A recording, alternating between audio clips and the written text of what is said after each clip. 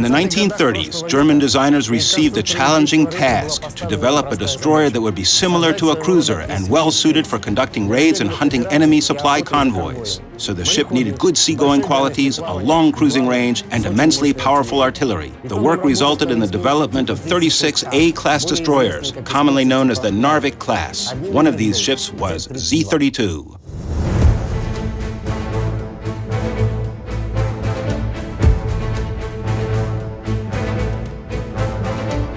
Over 10 years, from 1934 to 1944, the German Navy received 45 destroyers of different types.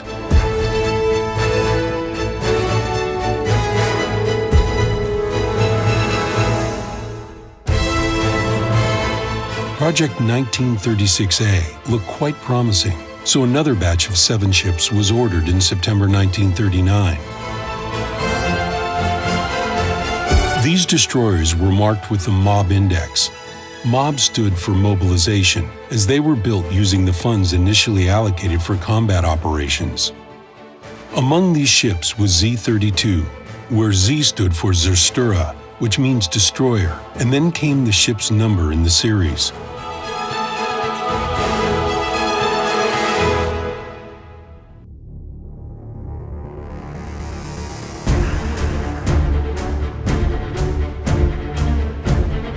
Due to the large and heavy armament, the ship had an imposing size, similar to that of a small cruiser.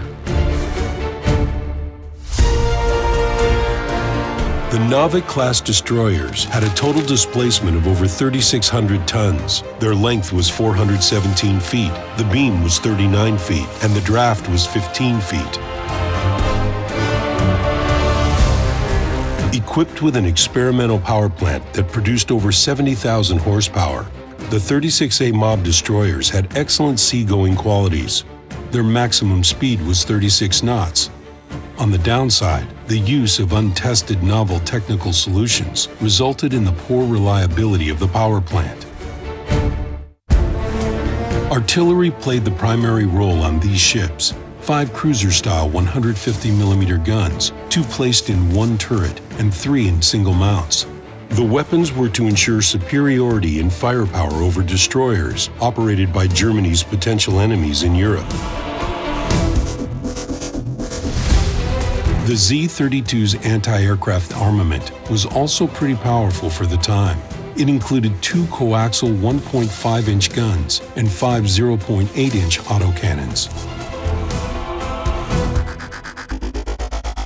The torpedo armament consisted of 2 quadruple 21-inch torpedo launchers. But the most effective weapon of the Project 1936A destroyers were their mines. The standard load included 60 moored mines in contact, magnetic, and anti-submarine varieties.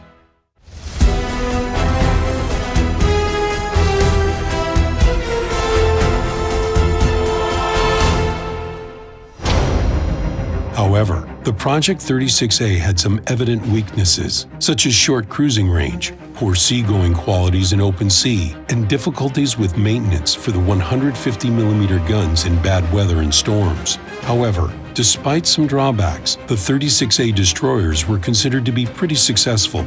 Powerful artillery, high speed, and decent survivability made them a formidable enemy for the ships of the anti-German coalition.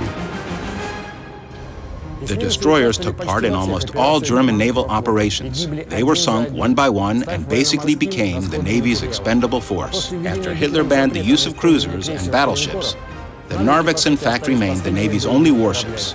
Few of them survived the war.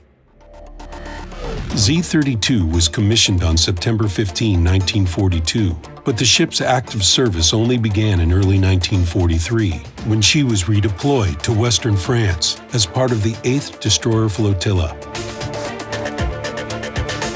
Throughout that year, her primary task was to escort cargo vessels breaking through the enemy blockade to the Atlantic and returning home, as well as to cover German submarines going out on raids. Every month, German forces in France were diminishing, and the moment of truth came in summer 1944.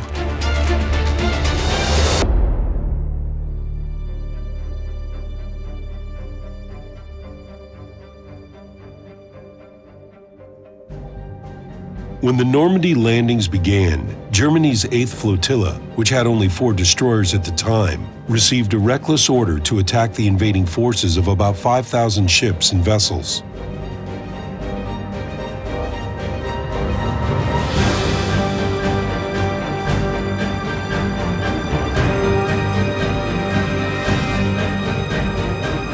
On the night before June 9, 1944, destroyer Z-32 fought her last battle. It was the Battle of Ushant. The German ships faced a hail of fire from a flotilla of English, Canadian, and Polish destroyers and had to retreat. Rained upon by shells, Z-32 fought the last hours of the battle on her own.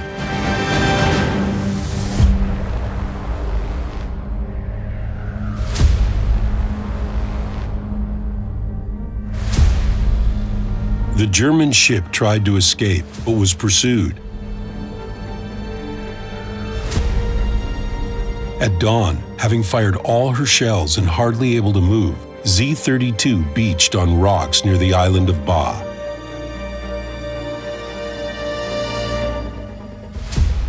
When English and Canadian pilots spotted Z-32 in the morning, the destroyer did not resist.